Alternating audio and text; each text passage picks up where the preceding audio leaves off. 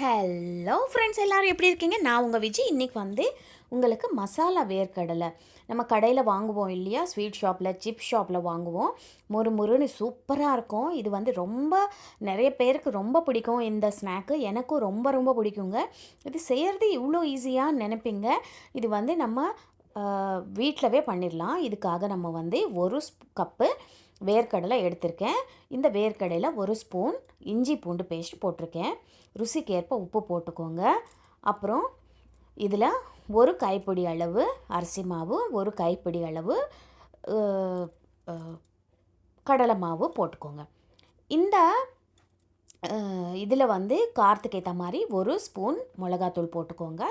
போட்டதுக்கப்புறம் இது வந்து நம்ம என்னென்னா ஃபஸ்ட்டே தண்ணி ஊற்றிடக்கூடாது. நம்ம ஃபஸ்ட்டு அரிசி மாவும் அப்புறம் கடலை மாவும் போட்டதுக்கப்புறம் ஒரு வாட்டி நல்லா மிக்ஸ் பண்ணிக்கோங்க. நம்ம போட்ட உப்பு, காரம், அப்புறம் இஞ்சி பூண்டு பேஸ்ட்டு எல்லாம் ஒரு வாட்டி நல்லா மிக்ஸ் பண்ணிக்கோங்க.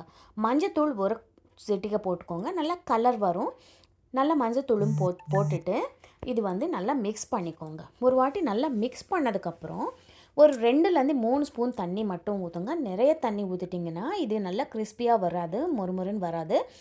நீங்கள் இந்த மாதிரி மிக்ஸ் பண்ணிவிட்டு இப்போ கொஞ்சோண்டு தண்ணி இந்த மாதிரி தெளிச்சிக்கோங்க. ரொம்ப எல்லாம் தண்ணி ஊற்றிடாதீங்க.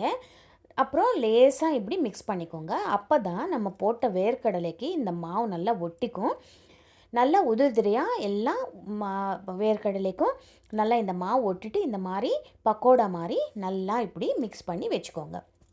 இந்த வேர்க்கடலை பக்கோடா வந்து நம்ம இப்படி மிக்ஸ் பண்ணி வச்சுட்டு உடனே நம்ம ஃப்ரை பண்ணிடணும். இல்லைன்னா இந்த மாவு நம்ம போட்ட தண்ணி இந்த வேர்க்கடலை நல்லா ஊறிடுச்சுன்னா அது வந்து உள்ளே வேகாது. மேலே மாவு வந்து ரொம்ப சீக்கிரம் வெந்துடும், உள்ளே வேகாது. அதனால் நீங்கள் வந்து மிக்ஸ் பண்ணிவிட்டு உடனே சூடான ஆயிலில் போட்டுருங்க.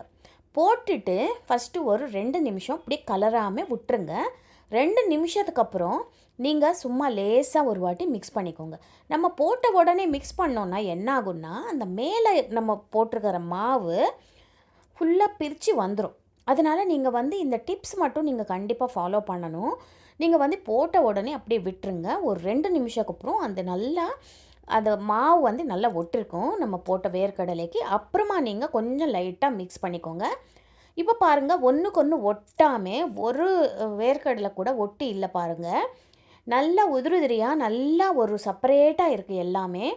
இந்த மாதிரி வரணுன்னா நான் சொன்ன மாதிரி நீங்கள் கண்டிப்பாக ட்ரை பண்ணி பாருங்கள். கிறிஸ்பியாக ரொம்ப முறுமுறு வேர்க்கடலை ரெடி ஆயிடுச்சு. கண்டிப்பாக ட்ரை பண்ணி பாருங்கள். சேனலுக்கு சப்ஸ்கிரைப் பண்ண மறக்காதீங்க.